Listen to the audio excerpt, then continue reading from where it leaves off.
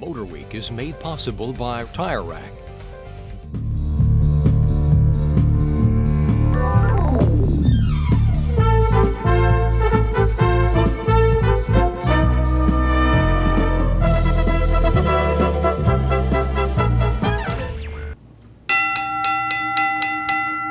And now, in this corner, GM's newest urban pickup.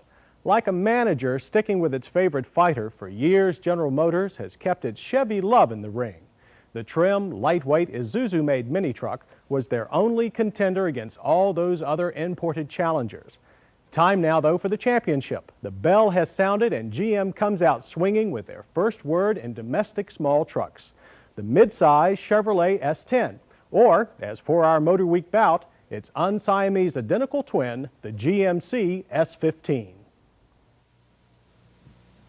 Since even identical twins may have different birthmarks, there is one way to tell a Chevy S10 from our GMC S15. Wherever the letters say GMC, the twin will say Chevy. Other than that, even a proud GM executive couldn't tell them apart.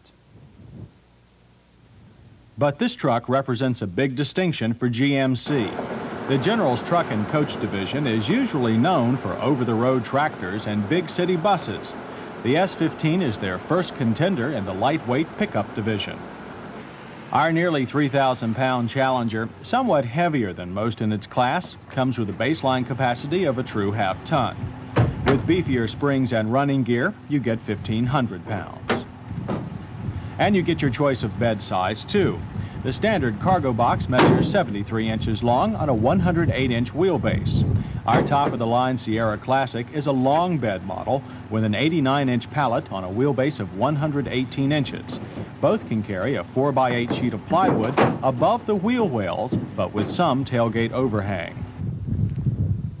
On the human side of the S-15, it's designed for 3 Munchkin-size adults or 2 typical Americans plus offspring. And as on the majority of smaller pickups, the seating is a bit too upright for our taste. But at least you'll be able to stick to your diet. Storage capacity behind the seat will be limited to small lunch pails. The brushed chrome dash of our deluxe S-15 did feature a complete array of gauges, an option that includes voltmeter, oil pressure, and coolant temperature. This is the smallest truck you can buy with 6-cylinder pulling power. Under the hood, you'll find a 2.8-liter, 110-horsepower Chevy V6. It's attached to a standard 4-speed manual or our truck's 3-speed automatic. Installation is neat, with most normal maintenance items easily accessible. The base engine is an 80-horsepower, 1.9-liter, 4-cylinder, made, dare we say it, in Japan. Our first round of testing this Sierra Classic involves acceleration. The S-15 made slow work in our 40 to 55 passing course with a time of 6.4 seconds. The V6 automatic combo proved less than inspiring. However, you want pickup power at low engine speeds, and here the S-15 delivers plenty of torque. From a standing start, a time of 9.6 seconds and a speed of 52 over our 500-foot course is a good performance. When it comes to stopping, pickup trucks aren't supposed to have terrific brakes. Nobody really knows why, but still it's one of those persistent rumors.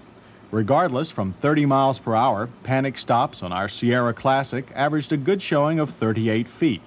Brakes were touchy, however, and the light cargo bed tried to swing wide. Panic stops from 55 miles per hour proved a bit more hairy. Stops averaged 146 feet, just short of being long. But between the very soft Goodyear radials and the continued desire of the rear end to come around for a visit, it wasn't a stunt we wish to repeat all afternoon. Through our low-speed handling course, it was pretty typical pickup. With all the weight in the front, the nose wants to dive into the pavement, yet the almost total lack of weight in the rear lets the back end become airborne even at a moderate pace. In high-speed emergency lane changing, the song remains the same on maneuverability. A light rear end could cause you a lot of trouble, another trait of the pickup species in general. All these results can be had for a base price of $6,400, but our Sierra Classic, with quite a few options, priced out at $9,900. With the V6 Plus automatic, the EPA rates the half-ton at 22 city and 33 highway. Our typical test average on a brand new vehicle was only 19.